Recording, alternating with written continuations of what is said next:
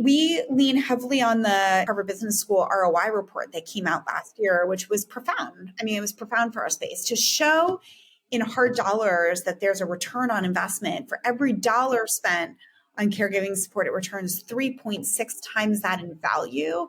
Like that speaks for itself. And it's mostly driven by retention. And so we talk about the ROI data and then we storytell. And then we are very happy to prove ourselves.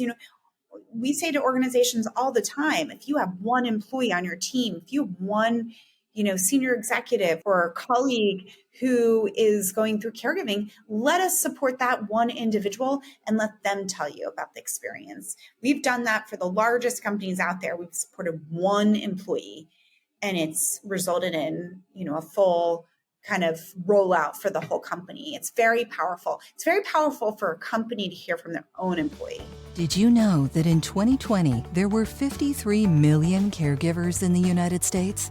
And by 2025, this number is expected to grow to 62.5 million. 73% of these caregivers also have a job. They are called working caregivers, and they are invisible because they don't talk about their caregiving challenges. Working Caregivers, the Invisible Employees, is a podcast that will show you how to support working caregivers. Join Selma Archer and Zack on the Working Caregivers, the Invisible Employees podcast as they show you how to support working caregivers. Good morning, good afternoon, good evening from wherever and whenever you are checking in with us. We thank you for coming to Working Caregivers, the Invisible Employee podcast. My name is Zack. And I'm Selma Archer. Selma Archer, how you doing today, Selma? I'm well. Thank you. You're also a little excited, aren't you? I'm very excited about our guests. So yes, I'm holding myself down in my seat right now. Listeners and viewers, from whether you're watching us or listening to us in your ears or watching us on YouTube, I got to tell you, Selma and I are a little giddy today because we've been talking about this individual for about 7 years. Selma and I have been talking about what we want to do when we grow up. And Lindsay's name has come up, and we are just so excited to introduce her. So we're going to get right to it. Lindsay Jurist-Rosner, hello and welcome to the show. Hey, Zack. Hey, Selma. Thank you so much for having me. This is such an honor. Woo. Welcome. Thank you. Thank you so much for being here. Now, I know we know that you are in New York City, so this might be a little bit tough, but we always like to open up the show and ask you to share something that maybe our viewers and listeners don't know about where you live. So do you have a little tidbit for us? I don't know. I mean, I don't know that I have anything too profound. I'm a new dog parent, and so that's kind of opened up a new New York City for me. Actually a very typical caregiving story. My mom passed away 8 years ago. My stepdad passed away in January. They had this beloved dog, and we were by my stepdad's bedside as he was passing, and people were saying, "What do we do about the dog and the dog and the dog?" My husband looked at me and he kind of nodded, and I said, We'll take the dog. So we flew back to New York City as dog owners, which changes the game totally. But it's a whole new New York, getting to visit dog parks, and we've gotten to know different neighbors within our building who we had never talked to. We know all the dogs. I'm out there walking the dog at 6 in the morning, 9 p.m. at night. So you see different types of crowds and people, and it's been a delight, just pure joy. So I don't know if that's a New York thing, but my thing is being a dog parent in New York is my new thing. Awesome. Oh, I love it. You got so many places to take dogs to in the city. I love that. I love that. And I figured out the little cafes that you can bring a dog into. Yeah. The Chacha Matcha is a little matcha spot, and I can bring the dog in, and they have dog treats, and they treat him well. And he loves going to, he's dragging me along to go there every day. So a little too much spend on the matchas these days, but it's for the dog.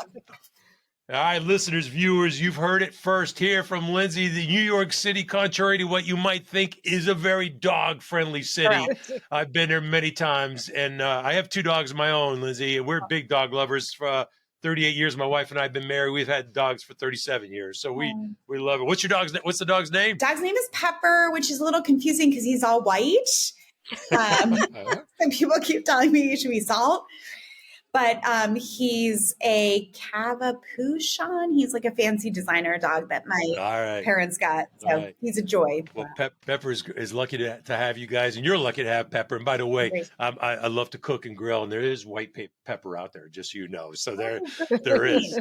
There you go. That's All right, cool. we got to jump into this, Lindsay. First of all, very sorry to hear about the passing of your father recently, and of course of your mother. Yeah. And we'll put links in our show notes, so you don't have to go into the entire caregiver story, but you have shared it many times in the media. But why don't you just briefly talk about your caregiver journey? And then if you could, how did that inspire you to create what you've created today with Wellthy? Yeah. No, thank you for asking, Zach. The inspiration to start Wellthy was really based on my caregiving journey with my mom. My mom got diagnosed with MS, multiple sclerosis, when I was a kid. She had the progressive kind, primary progressive. Many people who have MS have the kind of relapsing remitting kind. So for her, it was a kind of steady, gradual decline in mobility. Mine was sharp as a tack all the way through to the end. But it was a 28-year-long journey from the time she was diagnosed to when she passed. And it was so dang hard. And she was my world. She was my mom. She was my best friend. I'm the youngest child. I think people always think about caregivers as the oldest child. I'm the youngest. I had an older stepsister and an older sister. They were both kind of out of the house as my mom started to need more help. And so I sort of stepped into helping her more and more. And then after college, I moved home, lived at home for a while, helped her in my 20s, moved out, reached a point of kind of burnout, emotional, physical burnout in my mid-20s, moved out and helped her from afar.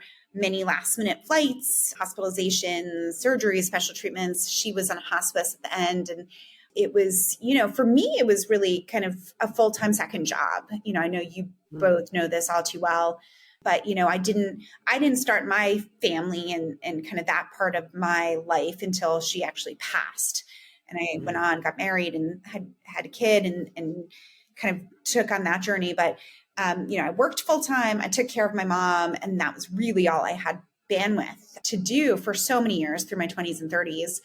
And yeah, it was really through that experience. I think for me, just slowly over time, recognizing just how many other people were dealing with their own version of my story. I always felt so kind of, I don't know, like I felt a sense of shame sometimes, or like I didn't really want to tell people or burden people with, and so I kept it to myself.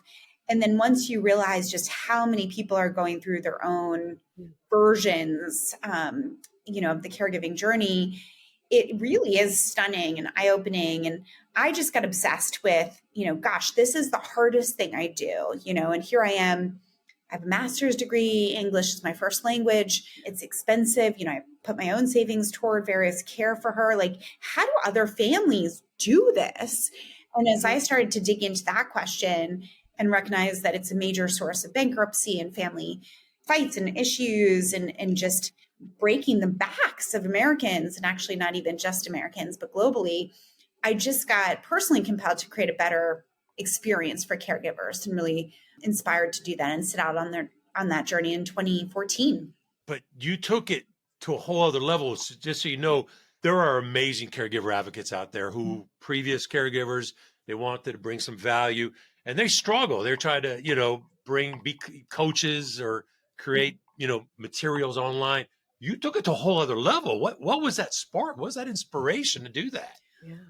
I think it's like you do what you know. I mean, I had gone to business school. I knew business. I knew tech. I don't know if I had background in nonprofits, I probably would have started a nonprofit.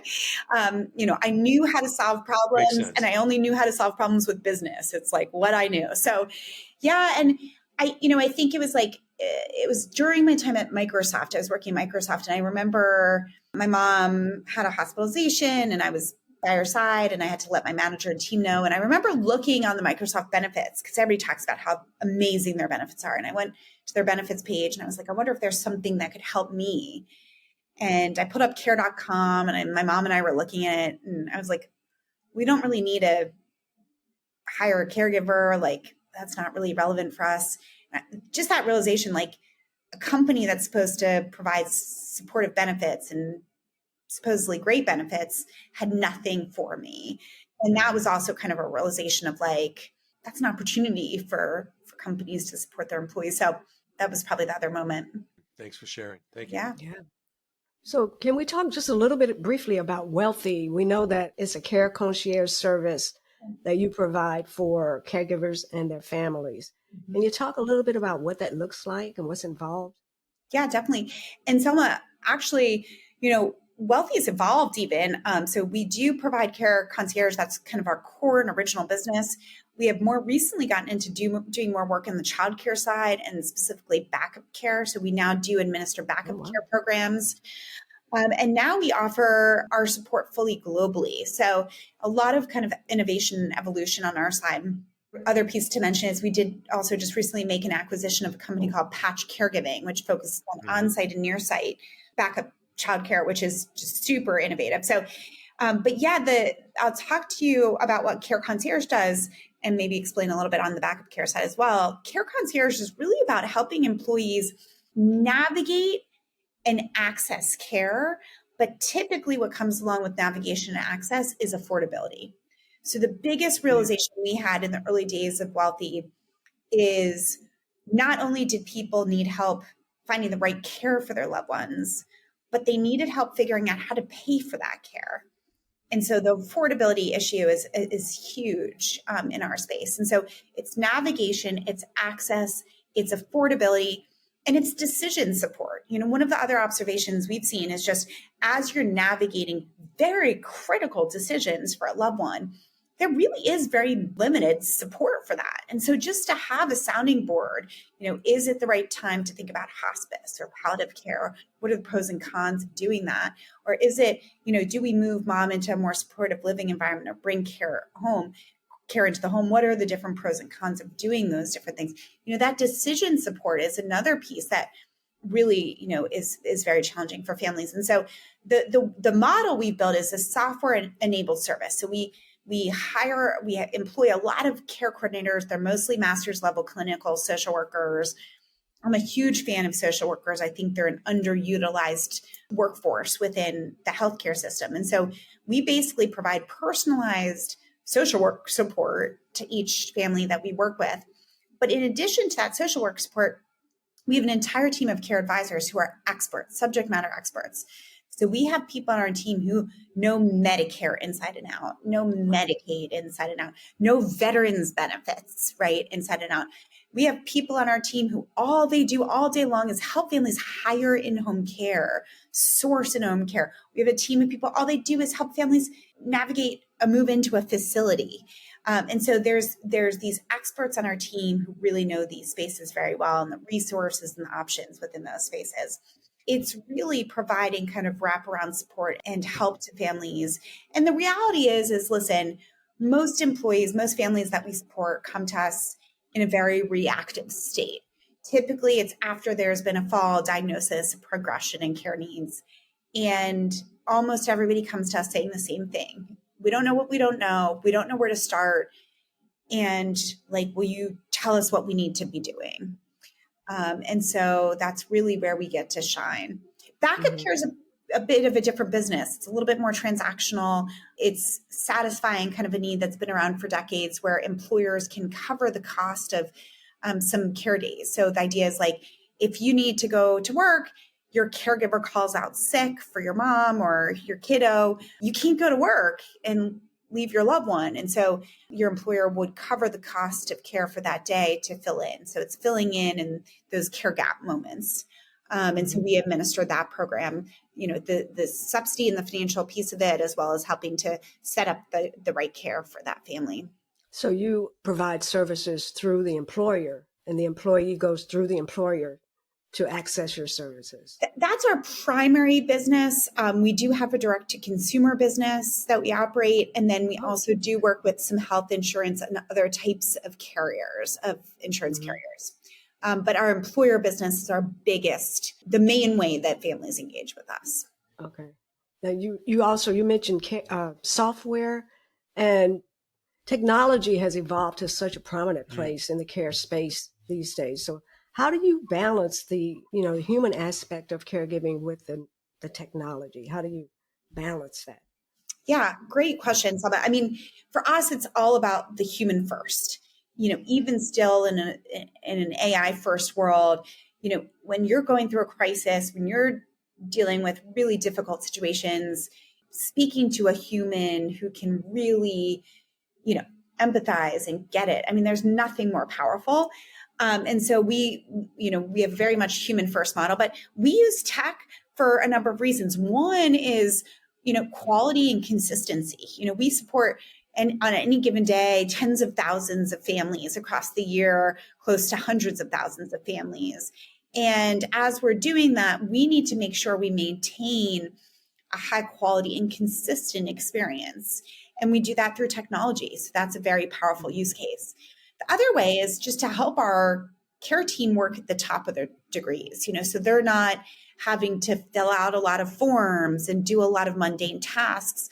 The highest value use of their time is their interaction with the families and helping to get things done. And so how do we use tech to remove a lot of the other kind of mundane work that they might have to otherwise do? I'll give you an example. We found our care team was spending a lot of time crafting messages to families, where they're saying, "Dear Selma, hope you're doing okay. How's your mom today? Let's, hope you're hanging in there. Let's talk about all the things we were working on together." Writing that message, if you're not a writer, I don't know about you both, it takes me a while to write a good email. That's not a good use of their time, And so we created a really cool little AI tool where our team can put things more in bullet point format and press a button, and that'll turn it into a lovely, warm, empathetic message that they don't have to spend time, crossing their T's and dotting their I's and thinking about how to frame things. It just gets done for them. And so there's a lot of really exciting tech and tools that we can use to enhance the experience for the families we serve and make our care team better. Yeah, that's a fantastic example. Just wondering if there are any areas in your work where you feel that the human touch is just totally indispensable. I really do think it's that human to human connection and that empathy. There might be a day, and that day might be coming soon, where some families are comfortable interacting with, an AI agent, in more of a chat GPT type of environment where they're asking questions and receiving help. That's certainly the case on the backup care side for us. But on the care concierge side, when somebody is coming to us, they're in typically a state of crisis. They're really stressed. They're really worried. They want to have that human interaction on the other side.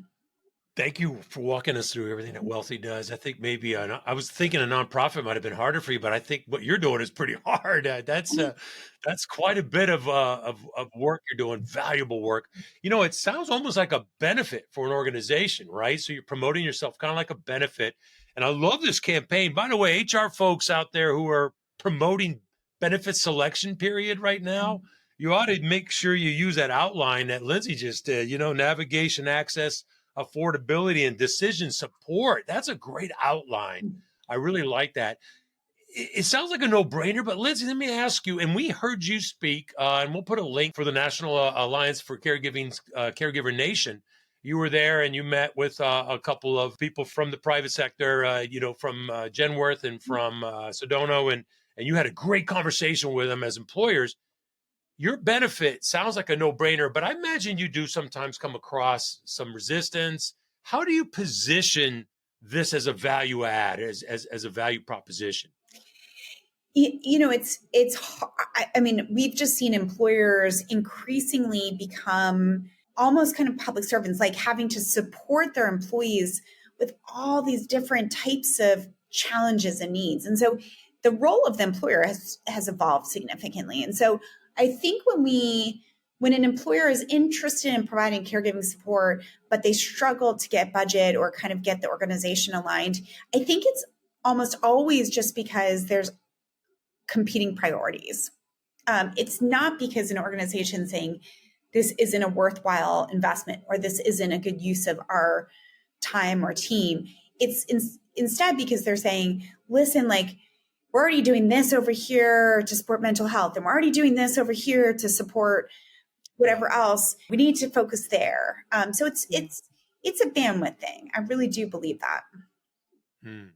Do you use any particular statistic? I know your own personal caregiver story is effective when you're talking to potential clients, but is there any particular statistics you want to share that you like to use? Well, we lean heavily on the, we were talking about Joe Fuller at the start. We lean heavily on the Harvard Business School ROI report that came out last year, which was profound. I mean, it was profound for our space to show in hard dollars that there's a return on investment. For every dollar spent on caregiving support, it returns 3.6 times that in value. Like that speaks for itself. And it's mostly driven by retention. And so we talk about the ROI data, and then we story tell, to your point, Zack, and then we are very happy to prove ourselves. We say to organizations all the time, if you have one employee on your team, if you have one, senior executive or colleague who is going through caregiving, let us support that one individual and let them tell you about the experience. We've done that for the largest companies out there. We've supported one employee, and it's resulted in, a full kind of rollout for the whole company. It's very powerful. It's very powerful for a company to hear from their own employee, I love that, Lindsay. Yeah. On occasion, I mentioned the caregiver advocates that I have so much respect for, but they struggle to try to get in front of HR departments.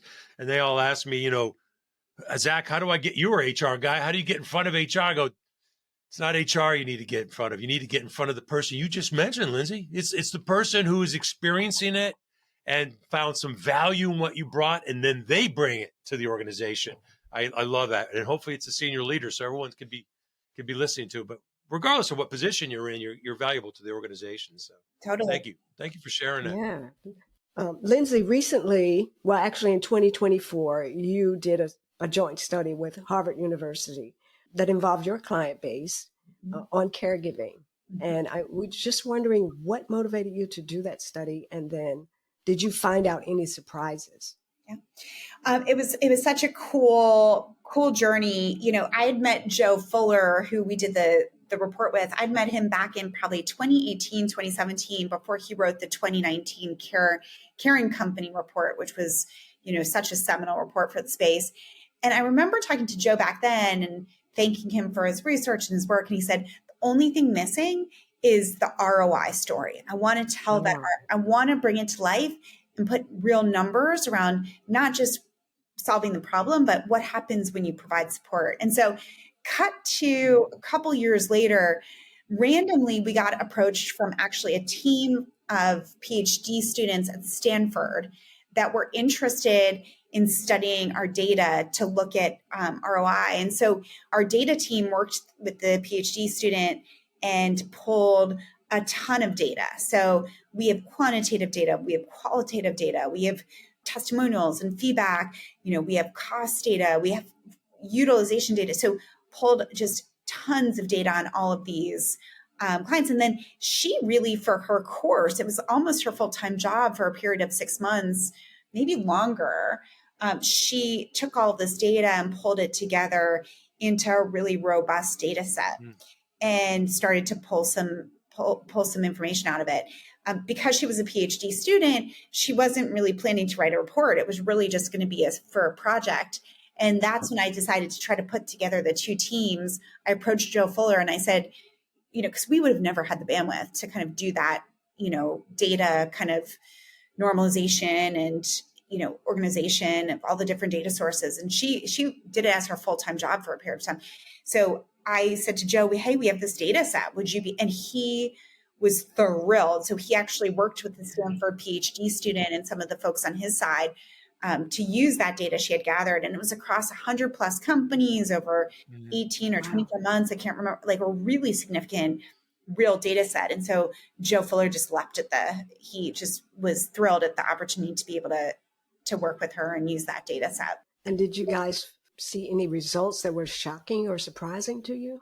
Oh, it was profound. I mean, truly profound results. I mean, there was prior to the report, there really wasn't data available that showed that there was a return on investment if you provided caregiving support. Yeah. And we handed over the data, by the way, to Harvard and Stanford fully blindly. I mean, this was a third party, fully independent report. We had no control over what the results said.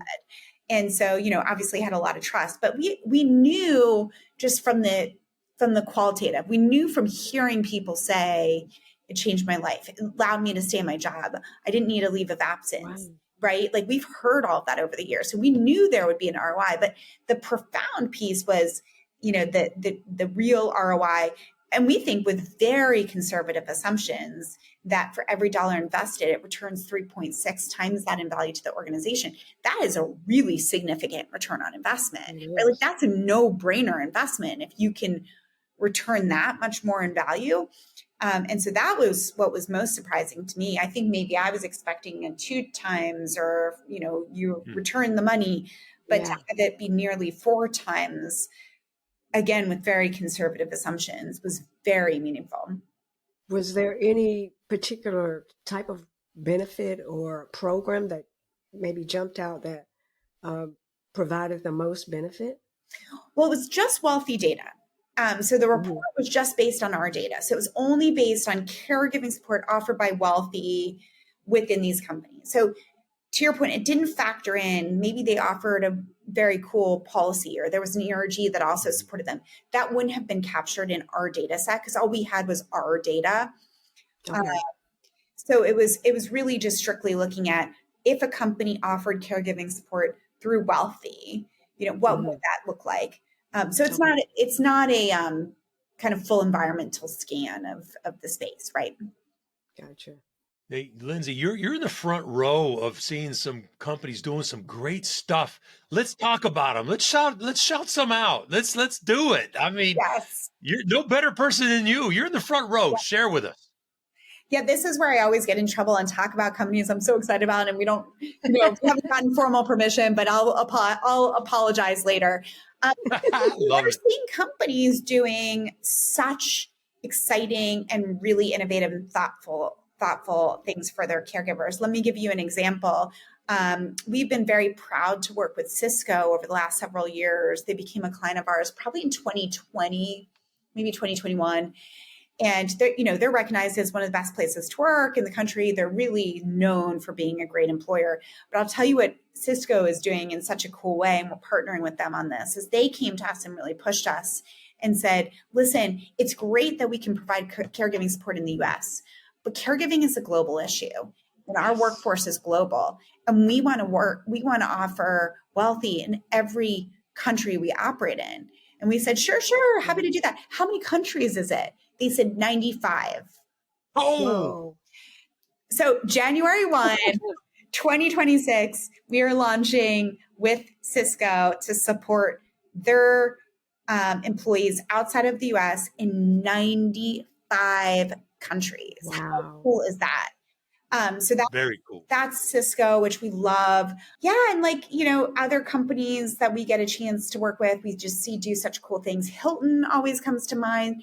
They're always kind of a step ahead. They're always thinking so just beautifully about, their employees and their needs. And they push us. We launched with Hilton a couple of years ago, and they came to us a year or two later and said, listen, it's great that you're helping our employees with senior care challenges and complex kiddos and childcare. But, it's our parents of teens who are really struggling right now, especially teens who were really impacted by COVID and young adults. And we'd love to provide support to our parents of teens. What can we do together to support them? So we see these companies really listening and tuning in to the different, portions of their population. I'll give you another example. UPS is a client of ours through our acquisition of Patch Caregiving. And Patch provides on-site childcare, backup childcare for their distribution centers, for their sorting facilities. And UPS recognized, for them to be able to do the high volume of packages that they need to provide families with, all of the incredible, shipments and orders we all have every day. For those people to be able to show up, they need more childcare support. Oftentimes these employees rely on friends, family, and neighbors, and those types of caregivers can be less resilient. If grandma's taking care of the kid and grandma has an appointment, you don't have childcare for the day, right? And so, UPS took a bet on Patch Caregiving and now offers these care rooms, which is backup childcare, at I think about a dozen of their sorting facilities for for their staff. And so it's game changing. So we just see employers doing these really profoundly innovative things to not to check a box, not to say we offer caregiving support, to say, what are the needs of our employees? What are the gaps? What are they struggling with? And how can we build the right support systems to allow them to show up and be their best self at work? I'm with you, Lindsay. We like to, if we get into trouble with you, we're in trouble with you. Let's shout out Cisco, UPS, Hilton. I love it. Love it. We need more stories like that. I think it was Hilton the other day. I posted on LinkedIn. I think it was the CEO who is amazing. He talked about really tapping into people, and I think his term was whycation. Well, let's find out why people take vacations instead of where, and then he's figuring out benefits and needs around that. So it doesn't surprise me that a company like Hilton is working with you to really take care of the working caregivers. I'm excited to hear about that. I love it. Thank you. Thank you for sharing. And let's hope the next time we have you on our show a year from now, you'll give us another like a dozen companies and examples. Yes. Well, I could give you, I feel like I've, when you like talk about your kids and you forget to talk about a kid, I feel like I'm freaking out. Like, I want to shout out Best Buy. I want to shout out so many of our clients, but yeah, just looking out, the next 5 to 10 years. And you mentioned earlier how Wellthy has evolved from just a care concierge service to so many other supportive areas for caregivers. Where do you see Wellthy in the next era evolving to meet the demands of the consistently growing caregiver population? Went from 53 million, now there's 63 million, 1 in every 4 people are working caregivers. Where do you see your organization evolving to meet the demands, the constant demands of caregiving? Yeah, I love the question, Selma. And, we have this vision of a care utopia, right? How do we create a world where everybody receives the care that they need? They can live with dignity and love without the stress, without the logistical headaches, and affordably, be able to get the support they need and have that be offered to them in a way that doesn't break the bank. And so we think about how do we get to this care utopia?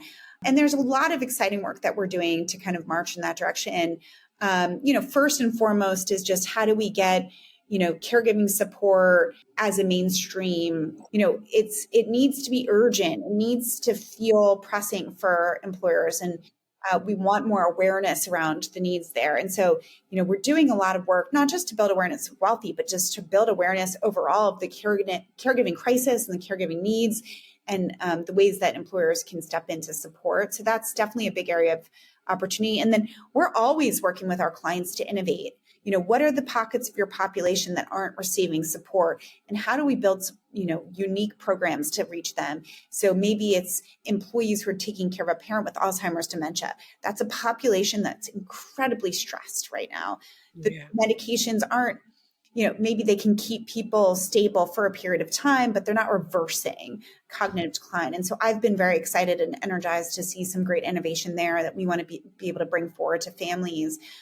We get very energized around creating unique programs with our clients, kind of customized offerings that really meet the needs of their different population. No two employer is the same. That's, kind of the challenge and the opportunity, just like no two family is the same in terms of what the right support is for them. And so we really see a future where every employer is really thinking through what is the right caregiving support program and policy and overall package for my workforce. It's not going to be the same as what the company down the road offers. It can't be, and really customizing that support. So those are just some of the things we're focused on.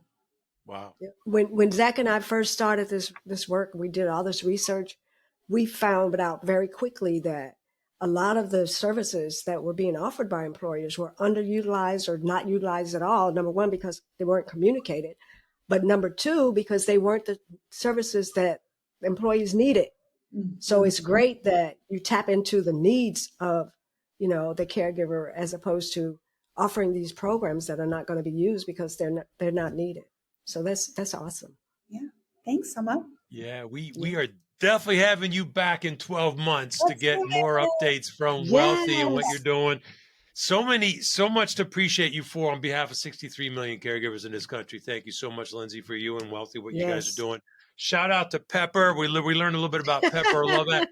Shout out to the youngest caregivers out there. I'm a baby of the family and a caregiver. You too, Selma, right? Or no? No, I'm in the middle. I'm in the middle. Okay. Yeah. Yeah. And then one more important shout out, besides the employers that we talked about, was social workers, Lindsay. Yes. I ran a home care agency for 13 years in New Jersey with my wife. And I will tell you right now, social workers, we are absolutely indebted to them. They are underpaid and underappreciated. Well, overworked, underappreciated. I'm sure you pay them well, but I know social workers in the hospital settings and facilities, they are so valuable. I'm so glad to hear that you have them on your staff in addition to SMEs. You are doing some great things, Lindsay. Thank you for your time. Thank you for being here. We appreciate you so much. Thank you so much for having me. This was such a good discussion, and I love the fact that you're raising awareness on the topic. So anything we can do to support. Thank you so much. Thank you for tuning in. Be sure to catch new episodes of Working Caregivers, the Invisible Employees podcast, every other Tuesday. Please also visit our website, invisibleemployeeadvocates.com, to subscribe to our newsletter, purchase our book, and learn more about how we can help you strengthen your workplace to become more supportive of working caregivers.